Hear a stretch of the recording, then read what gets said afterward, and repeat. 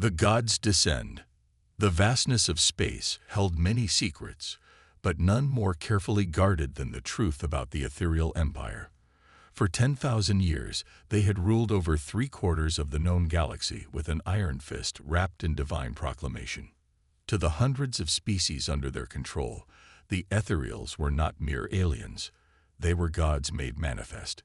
Captain Maya Chen stood at the observation deck of the human colony ship Persistence, watching the stars shift as they approached the Kepler 442 system.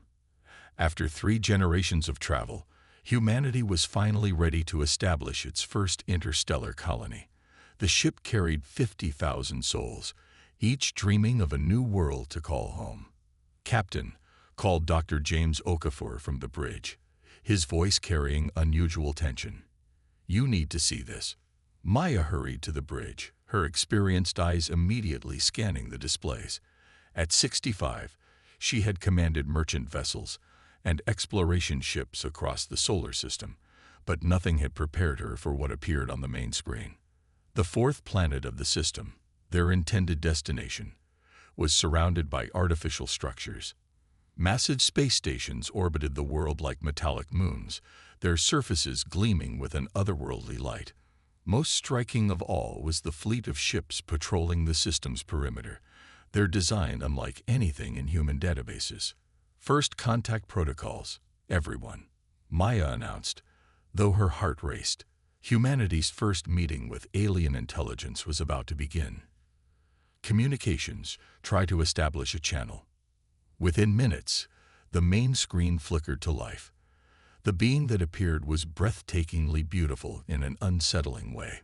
7 feet tall with translucent blue skin that seemed to emit its own light, the creature had no visible mouth yet spoke with perfect clarity. Its eyes were solid white orbs that somehow conveyed ancient wisdom and terrible arrogance. "Mortals," the being spoke, its voice resonating through every speaker on the ship. "I am High Seraph Valian of the Eternal Throne. You have entered sacred space belonging to the ethereal empire." Maya stepped forward, trying to project confidence despite the alien's imposing presence. "I am Captain Maya Chen of the human vessel Persistence. We come in peace, seeking to establish a colony on the 4th planet of this system." Valian's expression remained unchanged, but the air seemed to grow colder. "Peace. You speak of peace while trespassing in the domain of gods. The 4th world belongs to the Empire, as do all worlds touched by our divine light." "Gods."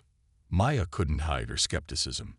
"We're explorers and colonists, not theologians. Perhaps we can discuss sharing the system. The planet is large enough for both our peoples." The alien's laugh was like crystal chimes in a tomb.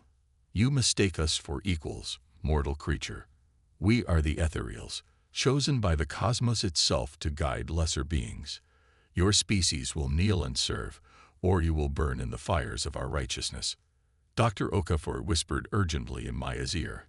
"Captain, I'm detecting massive energy signatures from their ships.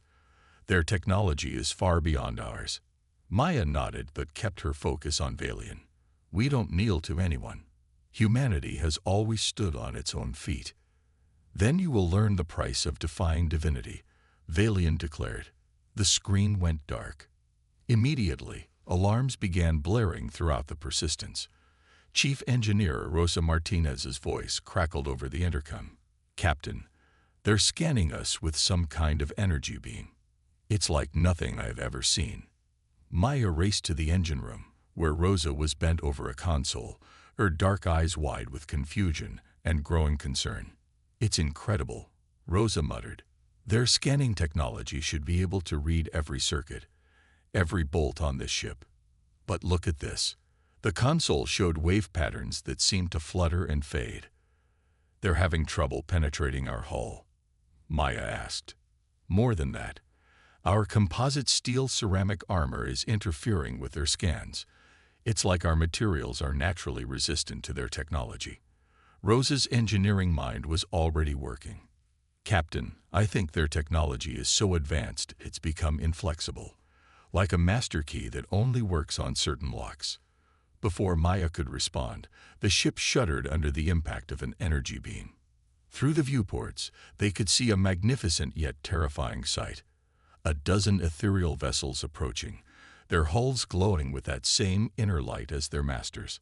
All hands to battle stations, Maya commanded, though she knew their exploration vessel was barely armed. The Persistence had been built for discovery, not war.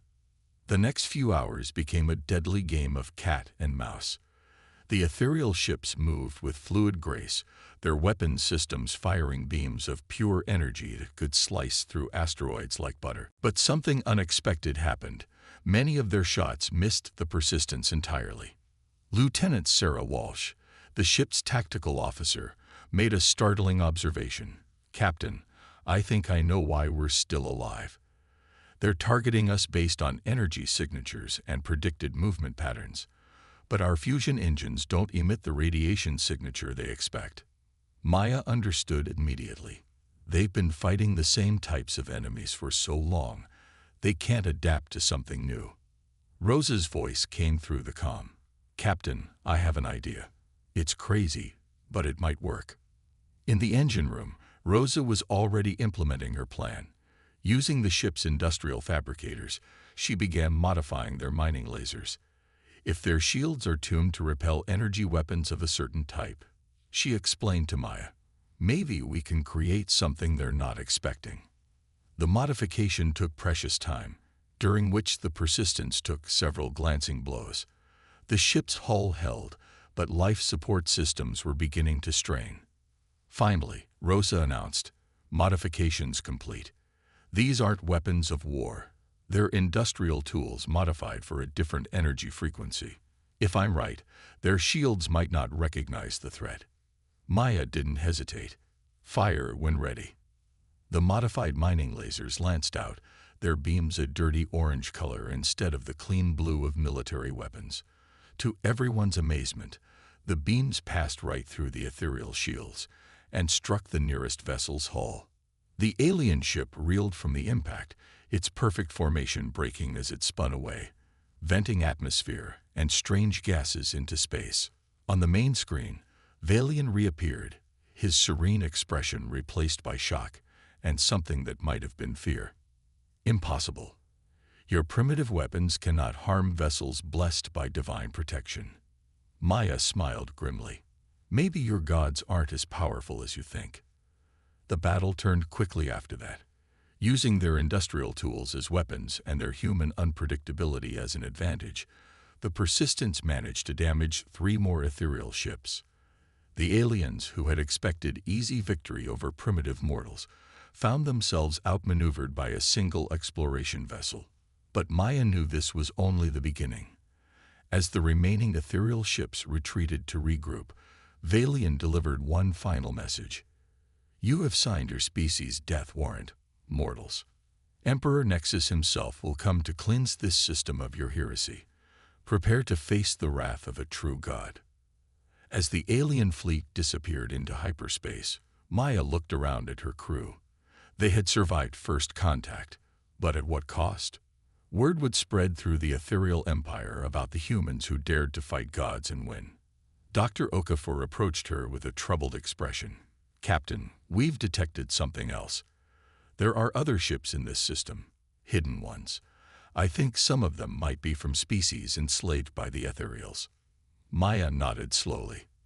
They had come seeking a new home, and instead found themselves at the center of a galactic conflict.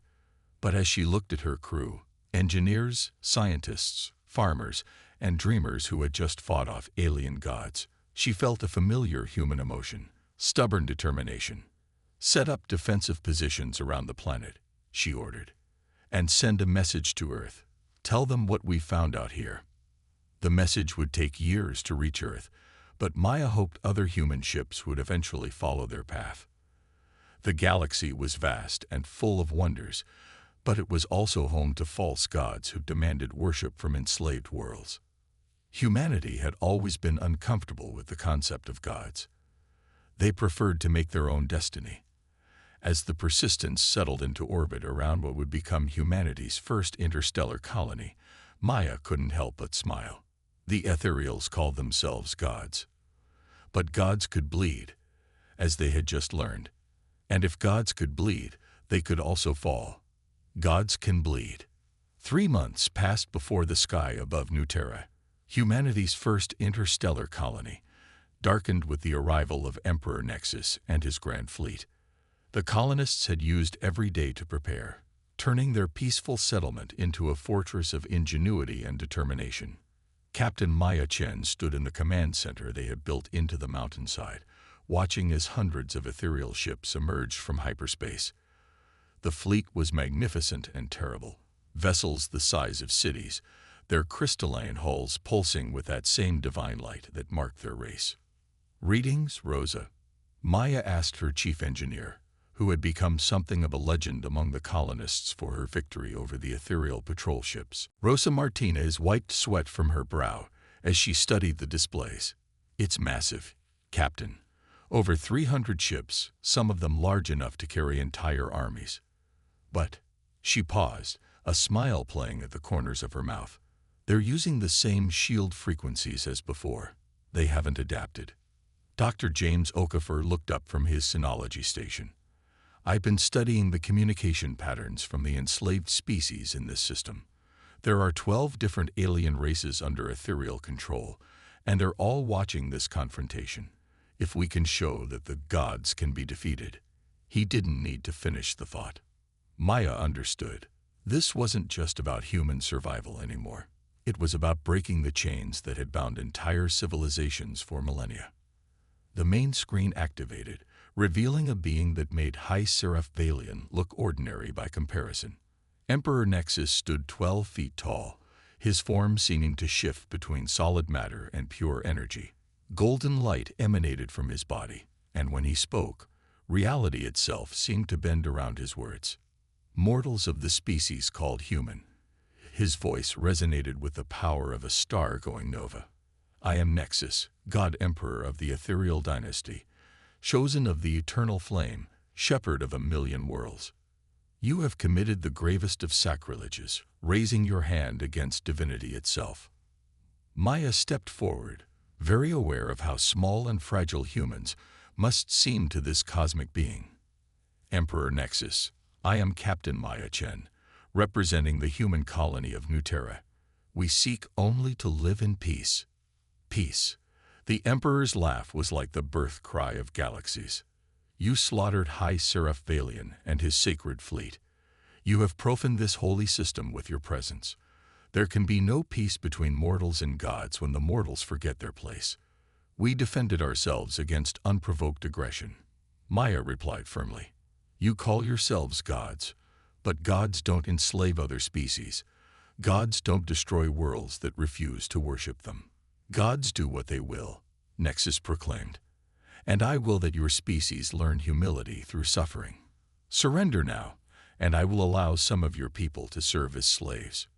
Resist, and I will turn your world to ash and scatter your atoms across the void." Maya looked around the command center at her people, farmers and teachers, engineers and artists who had traveled across the galaxy seeking a new life. They looked back at her with trust and determination. "We've made our choice, Emperor. We stand." The Emperor's form blazed brighter. "Then you will burn." The attack came immediately. Hundreds of energy beams lanced down from the ethereal fleet, turning night to day across New Terra's sky. But instead of striking the colony directly, most beams hit empty ground or glanced off deflector shields Rosa had constructed using salvaged metals and human engineering principles. "Phase 1 successful," Rosa reported. "The fake energy signatures are drawing their fire away from our real physicians." Maya had learned from their first encounter. The ethereals were powerful but predictable. They fought like generals who had never faced a real challenge, using the same tactics that had worked for 10,000 years. The human response was anything but predictable. Instead of fighting from fixed positions, teams of colonists using modified industrial equipment struck at ethereal landing parties from unexpected angles. Dr. Sarah Walsh, now promoted to tactical coordinator, had studied every piece of data they had on ethereal combat patterns. They land in perfect formations and advance in precise lines, she briefed the teams. They expect resistance from fortified positions. They don't expect a mechanic with a plasma cutter to pop out of a maintenance tunnel behind them. The first ground battle was a shock to the ethereals. Their warriors were individually more powerful than humans, protected by personal shields and armed with energy weapons. But they moved like they were performing a religious ceremony rather than fighting a war. Meanwhile, human fighters used every dirty trick developed over millennia of warfare. They set traps, used the environment to their advantage, and most importantly, adapted their tactics constantly. Lieutenant Tom Harrison, a former Earth military engineer, led a team that discovered something crucial during their third ambush. "Captain," he reported over his comm system, "their personal shields have the same vulnerability as their ships. If we can get behind them with our modified tools." Word spread quickly. The god warriors of the ethereal empire were not invincible. They could be outthought, outmaneuvered, and defeated. But it was in space that the real revelation occurred. Rosa had spent weeks working on a new weapon system based on their mining laser modifications.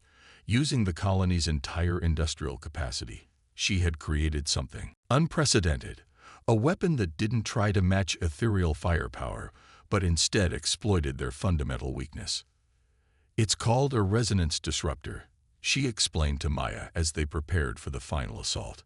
"Instead of trying to break through their shields, it makes their shields work against each other. When their entire fleet connects their defensive systems, which they always do, one shot can cascade through their entire network." The moment came when Emperor Nexus himself descended to the planet's surface in his personal warship, a vessel the size of a small moon. As he prepared to personally oversee the destruction of the human colony, Maya gave the order. "Fire the disruptor." A single beam, crude and industrial compared to ethereal weapons, lanced up from the colony toward the Grand Fleet. It struck the nearest vessel, and for a moment, nothing seemed to happen. Then every shield in the ethereal fleet began to flicker and fail. On his flagship, Emperor Nexus staggered as his own divine aura sputtered like a candle in the wind. For the first time in his 1,000-year existence, he felt something that no god should ever experience: vulnerability. "Impossible," he breathed, his voice no longer shaking reality. "The eternal flame cannot be extinguished by mortal hands." Maya's voice reached him through the communication channel. "Your eternal flame was just really good technology, Emperor, and technology can always be improved upon." Across the system, other alien species watched in awe as the impossible happened. The god ships of the ethereal empire hung defenseless in space, their divine protection stripped away by human ingenuity. Some ships tried to flee, but others found their systems failing as slave species aboard them chose this moment to rebel. On 12 different worlds, alien populations that had lived under ethereal rule for thousands of years suddenly realized that their gods were mortal after all. Revolutions sparked across the system as the truth spread like wildfire. Emperor Nexus appeared one final time on the colony's screens, his divine radiance dimmed to almost human levels. "You do not understand what you have done, mortals. The order we brought to this galaxy, the peace we enforced." "Peace built on slavery isn't peace," Maya interrupted. "It's just delayed rebellion. You ruled through fear, not strength. The first time someone stood up to you, your whole empire started cracking." The Emperor's form flickered, and for a moment, the colonists saw him as he truly was: an ancient alien, powerful but not divine, defeated by a species he had dismissed as primitive mortals. "This will not end here," he warned as his ship prepared to retreat. "There are forces in this galaxy far older and more terrible than either of our species. You may have won this day, but you have also announced your presence to things that should have remained sleeping." As the remnants of the ethereal fleet flowed into hyperspace, Maya looked around at her people. They had done something that seemed impossible. They had broken the chains of false gods and shown the galaxy that divinity could be challenged. But Nexus's warning echoed in her mind. Humanity had wanted to find its place among the stars. Instead, they had made themselves players in a galactic game whose rules they barely understood. Still, as she watched the liberated alien species begin to communicate with each other and with the human colony, Maya felt hope. The age of the ethereal empire was ending. What would replace it remained to be seen. But it would be built by free beings, not slaves to false gods. And that, Maya thought, was worth fighting for.